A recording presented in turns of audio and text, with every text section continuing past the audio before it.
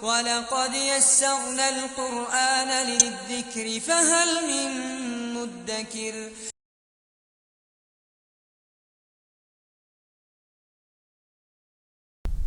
الحمدللہ رب العالمین والصلاة والسلام علی رسولہ الکریم وعلی آلہ واصحابہ اجمعین، اما بعد فاعوذ باللہ من الشیطان الرجیم، بسم اللہ الرحمن الرحیم، رب اشرح لی صدری ویسر لی امری واحلل عقدۃ من لسانی یفقہوا قولی۔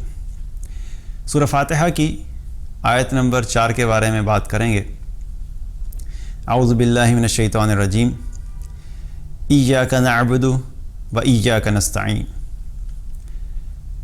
صرف تیری ہی عبادت کرتے ہیں اور صرف تجھی سے مدد مانگتے ہیں۔ تو اس کا یہ ترجمہ بنتا ہے۔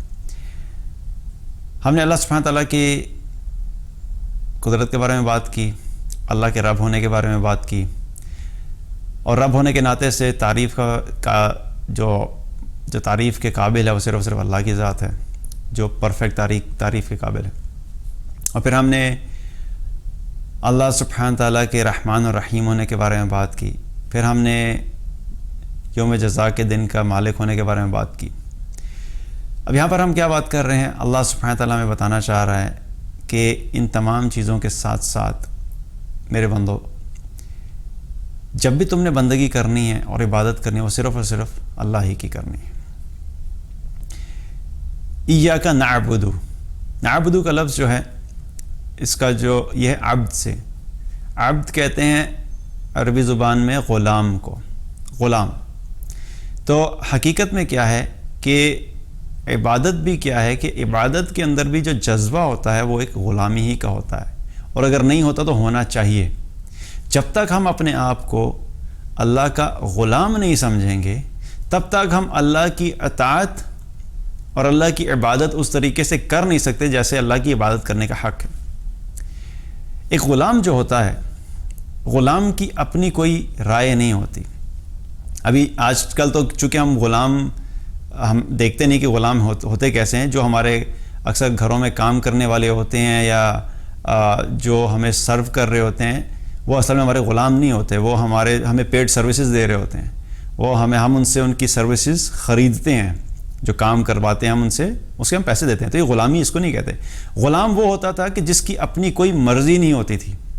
اگر اس کے آقا نے اسے بولا، اس کے مالک نے بولا بیٹھ جا تو وہ بیٹھا رہے گا، اگر اس کو کہا کہ دھوپ میں کھڑے ہو جاؤ تو کھڑا رہے گا۔ بلال رضی اللہ عنہ کو جو غلام تھے، بلال رضی اللہ عنہ، تو ان کا جو مالک تھا، جب بلال رضی اللہ عنہ ایمان لے آئے تو ان کا جو مالک تھا وہ ان کو دھوپ میں کھڑا کر دیا کرتا تھا، اور سارا دن دھوپ میں کھڑا رکھتا تھا، صرف اس وجہ سے کیونکہ وہ اسلام انہوں نے قبول کر لیا تھا۔ تو غلام کی اپنی کوئی رائے نہیں ہوتی، اپنی کوئی مرضی نہیں ہوتی، وہ اپنی مرضی سے کچھ بھی نہیں کر سکتا۔ وہ ہر کام کے لیے اپنے مالک کی طرف دیکھتا ہے کہ میرے مالک کا کب مجھے کیا کہنے کا حکم آئے گا، میں نے اس کو کرنا ہے۔ تو یہ ایٹیچیوڈ ہے غلام کا، غلام کا یہ ایٹیچیوڈ ہوتا ہے۔ ہمارے اندر اگر یہ غلامی والا ایٹیچیوڈ آ جائے، اللہ کی غلامی والا، لوگوں کی غلامی کی بات نہیں کر رہا، مخلوق کی غلامی کی بات نہیں کر رہا، اللہ کی غلامی والا ایٹیچیوڈ، ہمیں غلام والا چاہیے، لیکن غلامی ہم نے اللہ کی کرنی ہے۔ تو یہ اللہ سبحانہ تعالیٰ میں کیا ہوتا ہے کہ ایاک نعبد، عبادت ہم کہتے ہیں یا اللہ ہم صرف تیری ہی بندگی کرتے ہیں، صرف تیری عبادت کرتے ہیں۔ اللہ سبحانہ تعالیٰ نے دنیا میں ہمیں جو بھیجنے کا مقصد بھی اللہ نے یہ بیان کیا، وما خلقت الجن والانس الا لیعبدون، کہ میں نے جنوں اور انسانوں کو صرف اور صرف اپنی عبادت کے لیے بھیجا ہے، اپنی بندگی کے لیے بھیجا ہے۔ اب یہ جو لفظ عبادت ہے، جب ہم عبادت کہتے ہیں کہ اللہ ہم صرف تیری ہی عبادت کرتے ہیں، تو اس سے ہمیں یوں محسوس ہوتا ہے کہ صرف ہمارے ذمہ اللہ نے عبادات لگائی ہیں کہ بس نماز پڑھیں گے، روزہ رکھیں گے، تسبیحات کر لیں گے، بس یہ جو عبادات ہیں چند گنی چنی، یہی ہمارا مقصد ہے اور ہم نے یہی کرنا ہے۔ حالانکہ جو لفظ بندگی ہے، بندگی میں کیا ہے کہ پوری زندگی کی اطاعت، اللہ کی بندگی جب ہم کریں گے تو پورے کے پورے دین کے مطابق اللہ کی بندگی ہوگی۔ اللہ تعالیٰ نے قرآن میں فرمایا یا ایھا الذین آمنوا ادخلوا فی السلم کافہ، اے ایمان والو دین میں داخل ہو پورے کے پورے۔ اب پورا دین صرف نماز، روزہ، زکوٰۃ، حج نہیں ہے، یہ تو فرض عبادات ہیں، یہ تو ہم نے کرنی ہی کرنی ہے، لیکن اس کے علاوہ بھی دین ہے۔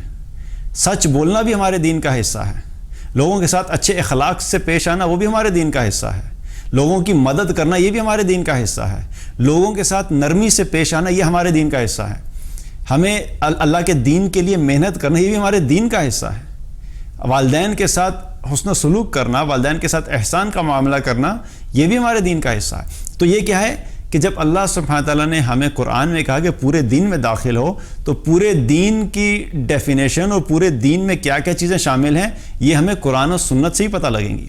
ہم اپنی مرضی سے یا اپنی رائے سے صرف پک اینڈ چوز نہیں کر سکتے۔ ہم یہ کہیں کہ کچھ چیزیں تو ہم اٹھا لیں گے جو ہمیں آسان لگتی ہیں اور کچھ چیزیں ہم چھوڑ دیں گے۔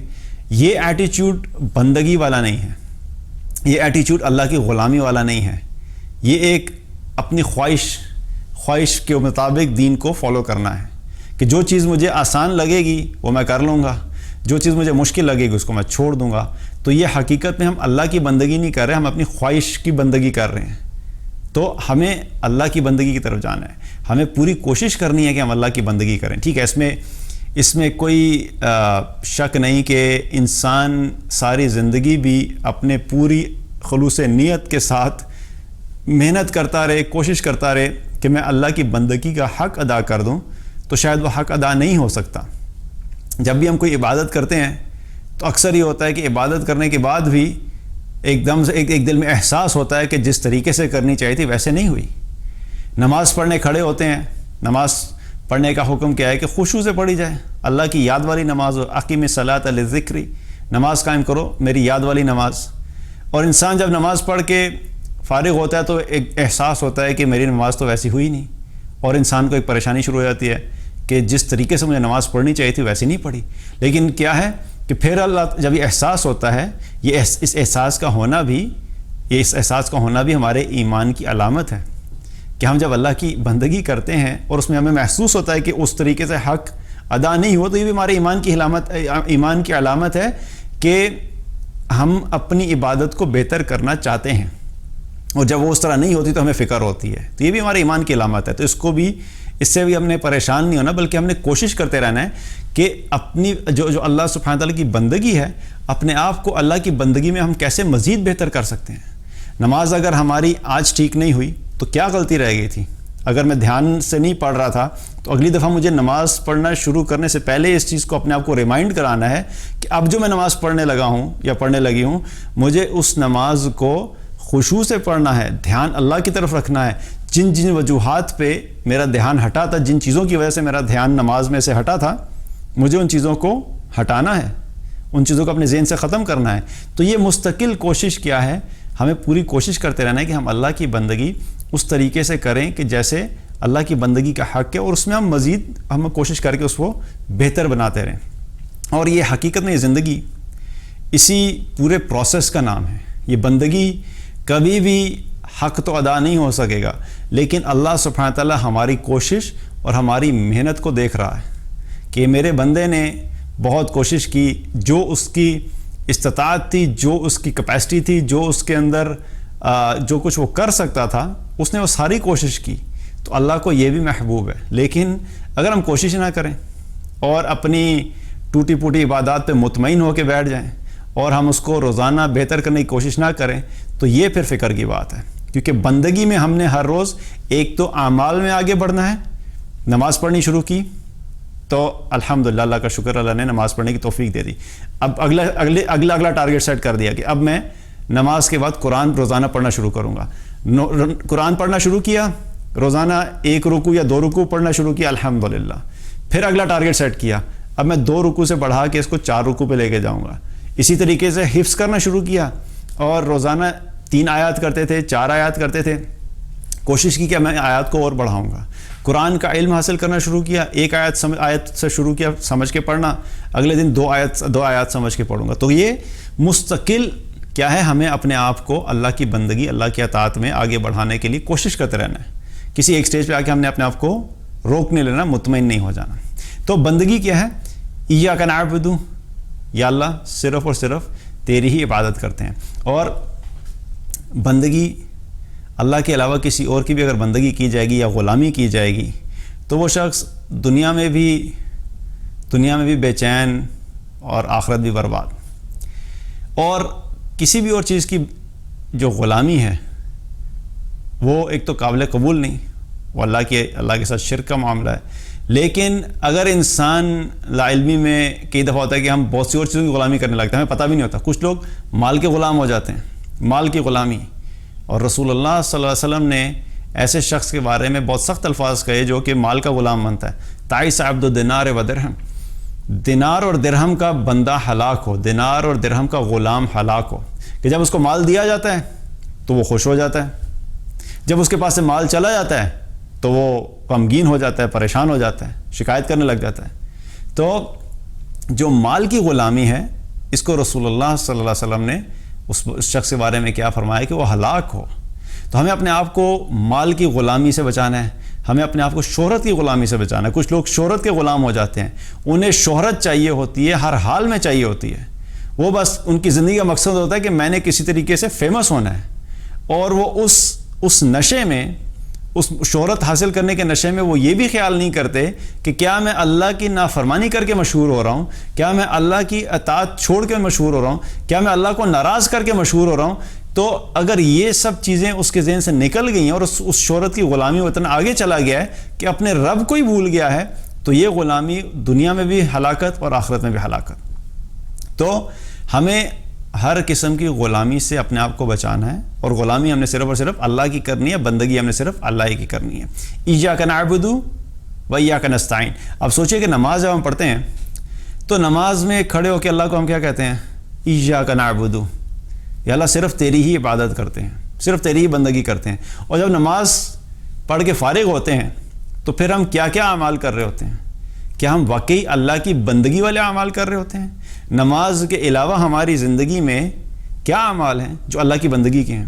کوئی شخص نماز پڑھے اور نماز پڑھنے کے بعد باہر نکل کر گانے بھی سنتا ہو، شراب بھی پیتا ہو، چوری بھی کرتا ہو، غیبت بھی کرتا ہو، گالیاں بھی دیتا ہو، زنا بھی کرتا ہو، اور اگر عورت ہے تو بے پردہ ہو کے بھی چلتی ہو، تو یہ سب کیا ہے؟ یہ اللہ کی بندگی نہیں ہے.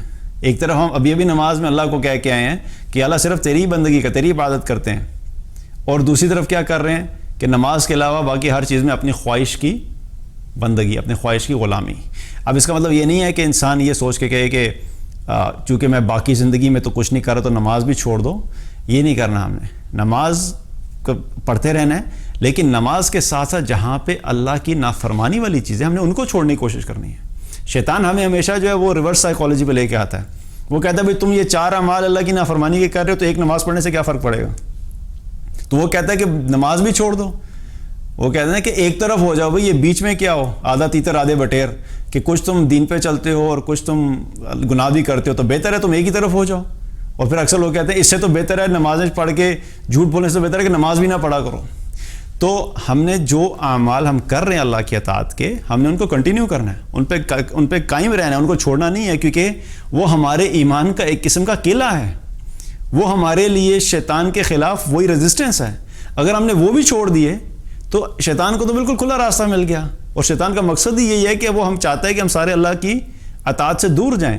اور جب اللہ کی اطاعت سے دور جائیں گے تو کیا ہے کہ وہ شیطان کی اطاعت کی طرف چلے جائیں گے. اور شیطان کا اپنا ٹھکانہ جہنم میں ہے، اور اس نے اللہ تعالیٰ کو چیلنج بھی یہی کیا تھا کہ میں بہت ساروں کو اپنے ساتھ جہنم میں لے کے جاؤں گا. تو ہمیں کیا کرنا ہے کہ اللہ کی اطاعت پوری کی پوری زندگی میں لے کے آنی ہے. جو اعمال کر رہے ہیں ان پہ قائم رہنا ہے، جو نہیں ہے ان کے لیے دعا کرنی ہے، ان کے لیے اللہ سے مدد مانگنی ہے کہ اللہ ہم باقی زندگی میں بھی آپ کی اطاعت کرنا چاہتے ہیں. ایاک نعبد، یا اللہ ہم صرف تیری ہی عبادت کرتے ہیں. اور دوسرا ایسا کہ ایاک نستعین، اور یا اللہ ہم صرف تجھ ہی سے مدد مانگتے ہیں. اب دیکھا جائے تو ہم اپنی زندگی میں بہت سی ایسی سچویشن ہوتی ہیں جہاں پہ ہم اللہ تعالیٰ سے مدد مانگتے ہیں، لیکن کئی دفعہ ایسی سچویشنز ہوتی ہیں کہ ہمیں لوگوں سے بھی مدد مانگنی پڑتی ہے. اب ایک طرف تو ہم کہہ رہے ہیں کہ یا اللہ ہم صرف تجھی سے مدد مانگتے ہیں، اور دوسری طرف یہ خیال آتا ہے کہ ہم اکثر لوگوں سے بھی مدد مانگ رہے ہوتے ہیں. کہیں پہ آپ مالی تنگی آ گئی اور آپ کے پاس پیسے نہیں ہیں، اور آپ کو دوائی لینے کے لیے یا علاج کرانے کے لیے مال کی پیسوں کی ضرورت پڑ گئی.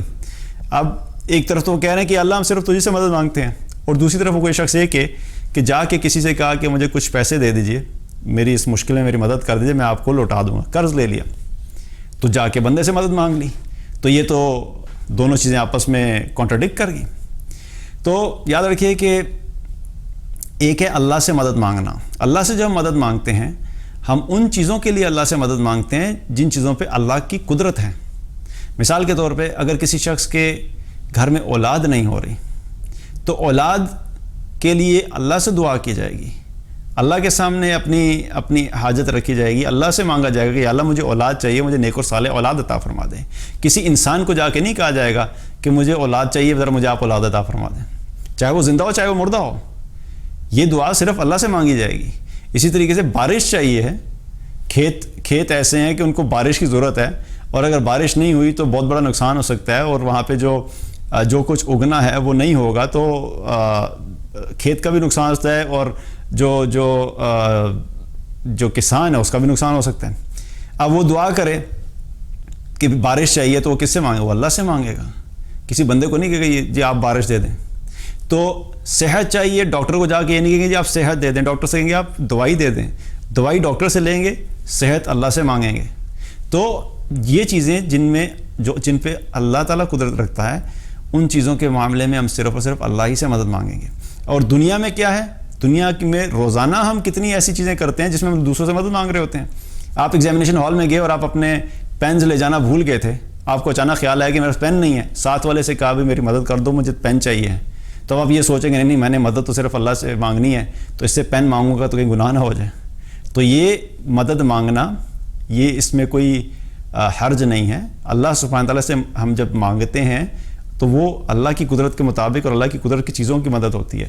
جو ڈے ٹو ڈے روٹین میں چھوٹی موٹی چیزیں ہم لوگوں سے مانگتے ہیں اس میں کوئی غلط بات نہیں. اور دوسرا, ویسے بھی یہ ساری جو دنیا ہے, یہ سارے جو اسباب ہیں, یہ ساری جو چیزیں دنیا میں ہو رہی ہیں جو ہمارے حق میں ہوتی ہیں, جو ہمارے خلاف ہوتی ہیں, یا کبھی ہم کسی کی مدد کر رہا ہوتا ہے, کبھی کوئی ہماری مدد کر رہا ہوتا ہے, یہ سب نظام بھی حقیقت میں تو اللہ ہی چلا رہا ہوتا ہے. تو اللہ ہی کی قدرت ہے ہر چیز کے اوپر, تو انڈائریکٹلی اللہ ہی کا حکم ہوتا ہے تو اللہ ہماری مدد کرتا ہے. تو جن چیزوں میں مخلوق سے چھوٹی چھوٹی چیزوں میں مانگا جائے اس میں کوئی حرج نہیں ہے, لیکن جو چیزیں اللہ کی قدرت میں ہیں وہ ہم صرف اللہ ہی سے دعا مانگیں گے. اور دعا اور مدد مانگیں گے, اور جو مدد ہے اللہ سبحانہ تعالیٰ سے وہ مختلف طریقے سے مانگی جا سکتی ہے. رسول اللہ صلی اللہ علیہ وسلم بھی مشکل حالات میں اللہ ہی سے مدد مانگا کرتے تھے. انہوں نے ہمیں بتایا کہ کیسے اللہ سے مدد مانگی جا سکتی ہے. قرآن میں اللہ تعالیٰ نے ہمیں فرمایا یا ایھا الذین آمنوا استعینوا بالصبر والصلاۃ, اے ایمان والو صبر اور نماز سے مدد طلب کرو. تو جب کسی قسم کی مدد چاہیے, جب حالات مشکل ہیں, تو اس کا ایک طریقہ کیا ہے؟ پہلی چیز کیا ہے کہ ان مشکل حالات میں صبر کیا جائے, کیونکہ صبر کریں گے تو اللہ تعالیٰ نے فرمایا کہ ان اللہ مع الصابرین, اللہ صبر کرنے والوں کے ساتھ ہے. تو جس کے ساتھ اللہ ہوگا اس کے ساتھ اللہ کی مدد بھی ہو جائے گی. ایک تو صبر کرنے سے اللہ کی مدد, اور دوسری چیز کیا بتائی؟ نماز کے ذریعے سے اللہ کی مدد طلب کرو. تو نماز, رسول اللہ صلی اللہ علیہ وسلم بھی جب بھی مشکل میں ہوتے تھے تو فوراً نماز کی طرف متوجہ ہوتے تھے, اور نماز کے ذریعے سے اللہ سبحانہ تعالیٰ سے مدد مانگا کرتے تھے. تو صبر اور نماز ایک ایسی چیز ہے جس کے ذریعے سے ہم اللہ سے مدد مانگ سکتے ہیں. اسی طریقے سے دعا ایسی چیز ہے جس سے ہم اللہ کی مدد طلب کر سکتے ہیں. کوئی بھی مشکل ہے, کوئی بھی مشکل آئی, کوئی بھی پریشانی آئی, مالی تنگی آئی, صحت کا مسئلہ آیا, فیملی ایشوز آئے, جاب کا پرابلم آیا, بزنس کا پرابلم آیا, کوئی بھی مسئلہ آیا, فوراً اللہ کے سامنے دعائیں مانگنا شروع کر دیں, اللہ سے دعا کرنا شروع کر دیں. رسول اللہ صلی اللہ علیہ وسلم نے بہت سی سچویشن میں اللہ سے دعا کے ذریعے سے مدد مانگی, نماز کے ذریعے سے بھی مدد مانگی اور دعا کے ذریعے سے بھی مدد مانگی.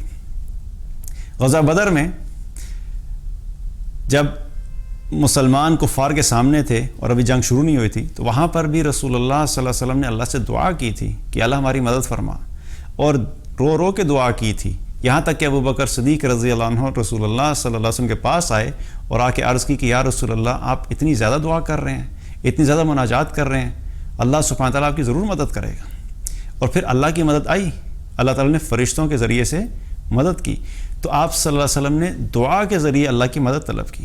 صحابہ بھی اکثر اللہ سبحانہ تعالیٰ سے دعا کر کے مدد مانگا کرتے تھے.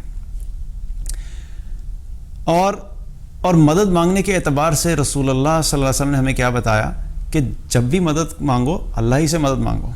اور ہماری ایک ذہن سازی کی, یہاں پر ایک حدیث میں آتا ہے, نبی صلی اللہ علیہ وسلم نے فرمایا کہ جب بھی تمہیں کوئی چیز چاہیے جب بھی کچھ مانگنا ہو تو صرف اللہ ہی سے مانگو، یہاں تک کہ اگر تمہارے جوتے کا تسمہ بھی تمہیں چاہیے تو وہ بھی اللہ سے مانگو۔ اب یہاں پر ایک چیز سمجھنے کی ہے کہ جوتے کا تسمہ، ابھی ہم تھوڑی دیر پہلے بات کر رہے تھے کہ اس طرح کی چھوٹی چھوٹی چیزیں جو ہیں جو کہ ہم خود سے کر سکتے ہیں، اور جوتے کا تسمہ اگر ہمیں چاہیے ہے تو اس کے لیے کیا سلوشن ہے؟ سمپلی ہم بازار میں جائیں گے، کسی بھی دکان سے یا موچی سے تسمہ لے لیں گے، اور آپ صلی اللہ علیہ وسلم کیا فرما رہے ہیں کہ اگر تمہیں جوتے کا تسمہ بھی چاہیے تو اللہ سے مانگو۔ تو یہاں پر مقصد کیا ہے بتانے کا کہ ہماری ذہن سازی کی جا رہی ہے تاکہ ہم ہر چھوٹی سے چھوٹی چیز میں ہمارا ذہن اللہ کی طرف ہو۔ اب اگر دنیا میں بھی، یہاں پر ایک اور چیز امپورٹنٹ ہے، دنیا میں بھی اگر ہم کسی سے کوئی ہیلپ مانگتے ہیں، کوئی مدد مانگتے ہیں، کوئی چیز لیتے ہیں تو وہ اسباب ہم نے اپنانے ہیں، ان اسباب کا انکار نہیں کیا جا سکتا، لیکن ہمارا ذہن اس قسم کا بن جائے، ہم کانشیسلی ہر وقت اس چیز کو ذہن میں رکھیں کہ جب بھی ہم نے کوئی چیز مانگنی ہے پہلے ہم اللہ سے مانگیں گے، اور چھوٹی سی چیز بھی ہے تو ظاہری طور پہ ہم اسباب اپنا رہے ہیں اس چیز کو حاصل کرنے کے لیے، لیکن دل اور دماغ اللہ کی طرف لگا ہوا ہے کہ یہ چیز بھی چاہے چھوٹا سے چھوٹا کام ہے لیکن یہ بھی اسی وقت ہی ہوگا جب میرا اللہ میری مدد کرے گا۔ تو ذہن سازی کیا ہے کہ ہم نے اپنا ذہن اس طریقے سے بنانا کہ ہم نے اپنے آپ کو چھوٹی سے چھوٹی سی چیز سے لے کے بڑی سے بڑی سچویشن میں بھی ہمارا ذہن اس طرف ہو کہ میں جو بھی کام کرنے جا رہا ہوں میرا اللہ میری مدد کرے گا تو تبھی یہ کام بھی ہوگا۔ تو ہمیں اس ذہن کو بھی تیار کرنا ہے، اپنے آپ کو اس چیز کے لیے بھی پریپیئر کرنا ہے۔ اور دعا کے ذریعے بھی رسول اللہ صلی اللہ علیہ وسلم نے اللہ کی مدد مانگی۔ جب آپ صلی اللہ علیہ وسلم ہجرت کر کے جا رہے تھے، ابوبکر رضی اللہ عنہ آپ کے ساتھ تھے، تو سراقہ بن مالک پیچھا کرتے کرتے آپ صلی اللہ علیہ وسلم کے قریب پہنچ گیا، گھوڑے پہ تھا۔ تو جب ابوبکر رضی اللہ عنہ نے دیکھا کہ سراقہ بن مالک جو بہت قریب آ گیا ہے تو انہیں یہ پریشانی ہوئی کہ کہیں آ کے وہ کسی قسم کا کوئی نقصان نہ پہنچائے۔ تو ابوبکر رضی اللہ عنہ کی آنکھوں سے آنسو نکلنا شروع ہو گئے، وہ رونے لگ گئے۔ تو آپ صلی اللہ علیہ وسلم نے فرمایا کہ ابوبکر رو کیوں رہے ہو؟ تو ابوبکر رضی اللہ عنہ نے عرض کیا، یا رسول اللہ مجھے یہ خطرہ نہیں ہے، یہ پریشانی نہیں ہے کہ وہ مجھے کوئی نقصان پہنچائے گا، مجھے یہ ڈر ہے کہ وہ آپ کو کوئی نقصان نہ پہنچا دے، تو میں اس ڈر کی وجہ سے میں رو رہا ہوں۔ تو رسول اللہ صلی اللہ علیہ وسلم نے اللہ تعالیٰ کے سامنے دعا کی اور فرمایا اللہم اکفیناہ بما شئت، یا اللہ تو ہمارے لیے کافی ہو جا جیسے تو چاہتا ہے۔ تو آپ صلی اللہ علیہ وسلم نے یہ دعا کی اور اللہ سبحانہ تعالیٰ نے آپ صلی اللہ علیہ وسلم کی دعا کو سنا، اور سراقہ بن مالک کا جو گھوڑا تھا اس کے گھوڑے کی اگلی دونوں ٹانگیں زمین میں دھنس کی اور وہیں پہ رک گیا۔ تو اللہ کی مدد دعا کے ذریعے سے بھی ہم نے طلب کرنی ہے، ہم نے دعا بھی کرنی ہے تاکہ دعا کے ذریعے سے اللہ کی مدد آئے۔ اسی طریقے سے اللہ سبحانہ تعالیٰ پہ توکل کرنے سے بھی اللہ کی مدد آتی ہے۔ جب ہمارا توکل اللہ پہ ہوگا، ہمارا بھروسہ اللہ پہ ہوگا تو اللہ کی مدد اس وجہ سے بھی آتی ہے۔ وَمَن يَتَوَكَّلْ عَلَى اللَّهِ فَهُوَ حَسْبُهُ، اللہ تعالیٰ نے قرآن میں فرمایا کہ جو بھی اللہ پہ توکل کرتا ہے اللہ اس کے لیے کافی ہو جاتا ہے، تو اللہ کی مدد اس کے ساتھ بھی آتی ہے۔ ابراہیم علیہ السلام کو جب آگ میں ڈالا جا رہا تھا تو ابراہیم علیہ السلام نے اس وقت کوئی یہ دعا نہیں کی تھی کہ یا اللہ مجھے آگ سے بچا لے، یا اللہ اس آگ کو ٹھنڈا کر دے، یہ دعا نہیں کی تھی۔ ابراہیم علیہ السلام اس وقت فرما رہے تھے حسبنا اللہ ونعم الوکیل، میرا اللہ، میرا بھروسہ اللہ پہ ہی ہے اور وہی بہترین کارساز ہے۔ تو جب انہوں نے اللہ پہ توکل کیا تو اللہ تعالیٰ نے آگ کو حکم دیا یا نار کونی بردم وسلاما علی ابراہیم، اے آگ ٹھنڈی ہو جائے ابراہیم کے لیے سلامتی کے ساتھ۔ تو ابراہیم علیہ السلام کے توکل کی وجہ سے اللہ سبحانہ تعالیٰ نے اس آگ کو ٹھنڈا کر دیا اور ابراہیم علیہ السلام کو اس مشکل سے نجات دلائی، اور یہ بھی اللہ ہی کی مدد تھی۔ اسی طریقے سے رسول اللہ صلی اللہ علیہ وسلم جب ہجرت کر کے جا رہے تھے، ابوبکر رضی اللہ عنہ آپ صلی اللہ علیہ وسلم کے ساتھ تھے، تو ہجرت کرتے وقت آپ صلی اللہ علیہ وسلم راستے میں غار ثور میں رکے۔ جب غار ثور میں رکے تھے تو کفار مکہ بھی وہاں پر پہنچ کے پیچھا کرتے کرتے، تو جب وہ بالکل غار کے منہ پہ کھڑے ہو گئے جب کفار مکہ، تو ابوبکر رضی اللہ عنہ کو یہ فکر ہوئی کہ اگر انہیں نیچے دیکھا تو ان پہ نظر پڑ جائے گی۔ تو ابوبکر رضی اللہ عنہ نے نبی صلی اللہ علیہ وسلم سے عرض کی یا رسول اللہ اگر انہیں نیچے دیکھ لیا تو ہمیں دیکھ لیں گے، تو انہیں پریشانی ہوئی، ابوبکر رضی اللہ عنہ کو پریشانی ہوئی۔ تو آپ صلی اللہ علیہ وسلم نے فرمایا لا تحزن ان اللہ معنا، ابوبکر غم نہ کرو، اللہ ہمارے ساتھ ہے۔ اللہ پہ توکل کیا، اللہ پہ بھروسہ کیا، اور پھر جب اللہ پہ بھروسہ کیا تو اللہ سبحانہ تعالیٰ نے اپنی مدد بھیجی، اللہ تعالیٰ نے سکینت نازل کی، دونوں پہ سکینت نازل ہوئی، اور اللہ سبحانہ تعالیٰ نے ایسے لشکروں سے مدد کی کہ جن کو دیکھ نہیں سکتے تھے. تو قرآن میں بھی اللہ تعالیٰ نے اس کا ذکر کیا. تو توکل کے ذریعے سے بھی اللہ کی مدد آتی ہے. تو اللہ کی مدد کی شکلیں کچھ بھی ہو سکتی ہیں، لیکن ہمیں وہ طریقے پتہ ہونے چاہیے کہ ہم نے اللہ کی مدد حاصل کیسے کرنی ہے. جب ہم کہتے ہیں کہ ایاک نستعین، یا اللہ صرف تجھی سے مدد مانگتے ہیں، تو پھر ہمیں وہ کام بھی پتہ ہونے چاہیے کہ ہم کس طریقے سے اللہ سے مدد مانگتے ہیں. اللہ سبحانہ تعالیٰ سے ہم نے نماز کے ذریعے سے مدد مانگنی ہے، دعا کے ذریعے سے مدد مانگنی ہے، توکل کے ذریعے سے مدد مانگنی ہے. ہم جب توکل کریں گے اللہ اس سے بھی مدد کرے گا. اور اللہ کی مدد کی شکلیں مختلف ہو سکتی ہیں. اللہ تعالیٰ نے مسلمانوں کی مدد فرشتوں کے ذریعے سے بھی کی. غزوہ حنین میں، غزوہ بدر میں فرشتے آئے. غزوہ حنین میں اللہ تعالیٰ نے فرشتوں کے ذریعے سے مدد کی. اللہ تعالیٰ نے اپنی مدد سکینت نازل کر کے بھی کی. مسلمانوں کو جب پریشانی ہوئی، جب مشکل حالات آئے، تو اللہ تعالیٰ نے اپنی سکینت نازل کی. اللہ سبحانہ تعالیٰ نے اپنی مدد آندھیاں چلا کے بھی کی. آپ صلی اللہ علیہ وسلم نے جب ہاتھ میں مٹی لی اور مٹی کو پھینکا کفار کی طرف، تو ان کی ایک دم سے ایک آندھی چلی اور مٹی کا طوفان ہوا، جس کی وجہ سے ان کفار کی آنکھوں میں اتنی مٹی پڑی کہ انہیں سمجھ نہیں آئی. اللہ تعالیٰ نے اس ذریعے سے بھی مدد کی. تو اللہ کی مدد کی شکلیں مختلف ہو سکتی ہیں، لیکن ہمارا کام کیا ہے کہ ہم نے اللہ سے مدد مانگنی ہے. اور جب ہم اللہ سے مدد مانگیں گے تو اللہ سبحانہ تعالیٰ ہماری مدد ضرور کرے گا.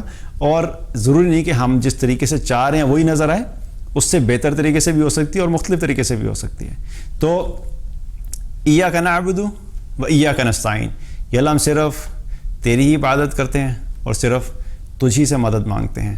تو ہم نے اس چیز کو بھی اپنے ذہن میں رکھنا ہے. اور نماز پڑھتے ہوئے ہم جب یہ آیت پڑھیں تو اس چیز کو ہم اپنے ذہن میں رکھیں. جب ہم اس چیز کو اپنے ذہن میں رکھیں گے تو انشاءاللہ اللہ سبحانہ تعالیٰ ہمیں نماز میں خشوع بھی عطا کرے گا اور ہمارا ایمان بھی مزید بڑھے گا. اور ہمیں اس چیز کو اپنی زندگی میں بھی پریکٹس کرنا ہے کہ ہم نے عبادت صرف اللہ کی کرنی ہے، بندگی صرف اللہ کی کرنی ہے، اور مدد بھی صرف اللہ ہی سے مانگنی ہے. اللہ سبحانہ تعالیٰ ہم سب کو کامل ایمان عطا فرمائے اور اپنی کامل بندگی کرنے کی توفیق عطا فرمائے. بارک اللہ علیہ ولکم. السلام علیکم ورحمۃ اللہ وبرکاتہ.